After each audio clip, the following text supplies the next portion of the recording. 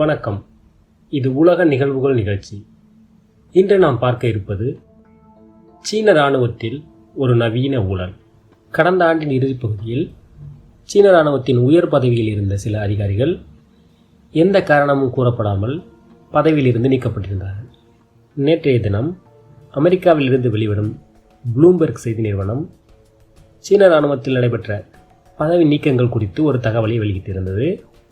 சீன இராணுவத்தின் ஒரு படைப்பிரிவான ஏவுகணை படைப்பிரிவில் மிகப்பெரிய அளவில் ஊழல் நடைபெற்றுள்ளதாகவும் அதன் காரணமாகவே சீனாவினுடைய உயர் அதிகாரிகள் பதவி நீக்கம் செய்யப்பட்டதாகவும் அந்த செய்தி நிறுவனம் தகவல் வெளியிட்டிருந்தது. அதைத் தொடர்ந்து உலகின் பெரும்பாலான செய்தி நிறுவனங்கள் இது பற்றிய கட்டுரைகளை வெளியிட்டிருந்தன. உண்மையில் என்ன நடந்திருக்கக்கூடும் என்பது பற்றி இங்கு பார்ப்போம். இராணுவத்தின் ஒரு பகுதியாக இருந்த ஏவுகணை படைப்பிரிவு 2016ஆம் ஆண்டில் தனியான படைப்பிரிவாக மாற்றப்பட்டது. அதன் பிறகு ஏவுகணை தொழில்நுட்பத்தில், குறிப்பாக அணு ஆயுதங்களை தாங்கிச் செல்லும் ஏவுகணைகளை வடிவமைப்பதிலும் உருவாக்குவதிலும் சீனா தனிக்கவனம் செலுத்தி வந்தது. அதன் பலனாக ஏவுகணை தொழில்நுட்பத்தில் மிகப்பெரிய வளர்ச்சியை சீனா அடைந்தது. 2023ஆம் ஆண்டு துவக்கத்திலிருந்தே தைவானுடன் எந்த நேரத்திலும் போர் வெடிக்கலாம் என்ற சூழல் நிலவி வருகிறது. 2023 மார்ச்சில் பாதுகாப்பு அமைச்சராக இருந்த வெய் ஃபாங்கா பதவியிலிருந்து நீக்கப்பட்டார். இவர் 2016இல் ஏவுகணை படைப்பிரிவை அமைக்கும் பொழுது அதன் பொறுப்பாளராக இருந்தவர்.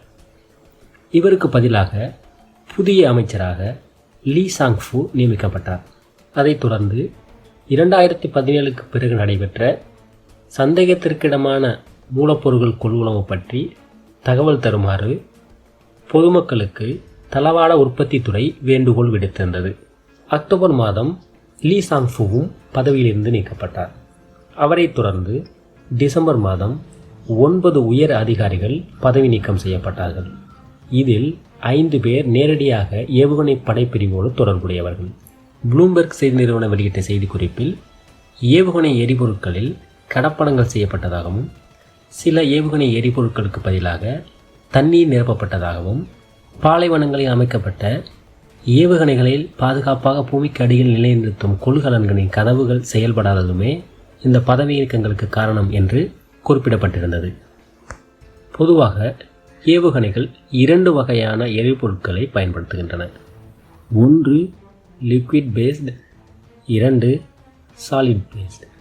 செய்தி குறிப்பின்படி எரிபொருளுக்கு பதிலாக தண்ணீர் நிரப்பப்பட்டிருந்தால் அது நிச்சயம் லிக்விட் பேஸ்டு ஏவுகணையாகத்தான் இருக்க வேண்டும். ஆனால் இங்கே குறிப்பிடத்தக்க விஷயம், 1970க்கு பிறகு சீனா தயாரித்த எல்லா ஏவுகணைகளும் சாலிட் ஃபியூயல்டு, அதாவது 1970களுக்கு முன்பாக மட்டுமே லிக்விட் ஃபியூயல்டு ஏவுகணைகளை சீனா தயாரித்து வந்தது. அதன் பிறகு முற்று முழுதாக சாலிட் ஃபியூயல்டுக்கு மாறிவிட்டது. இதற்கான காரணம், திரவ எரிபொருட்களை பயன்படுத்தும் ஏவுகணைகளை ஏவுவதில் காலதாமதம் ஏற்படும். குறைந்தது 2 மணி நேரமாவது தயாரிப்பு வேலைகளை செய்ய வேண்டும். ஆனால் திட எரிபொருட்களை பயன்படுத்தும் ஏவுகணைகளை உடனடியாக செலுத்த முடியும், குறைந்தது 15 நிமிடங்கள். திட எரிபொருட்களை பயன்படுத்தும் ஏவுகணைகளில் திரவ எரிபொருட்களை நிரப்பியிருப்பதற்கான வாய்ப்புகள் மிக குறைவு.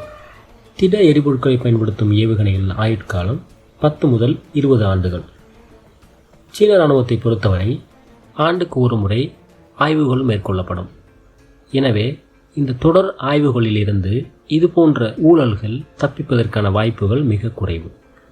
நாட்டின் பாதுகாப்போடு தொடர்புடையவற்றில் நடைபெறுகின்ற ஊழல்களுக்கு மிக கடுமையான தண்டனை வழங்கப்படும்.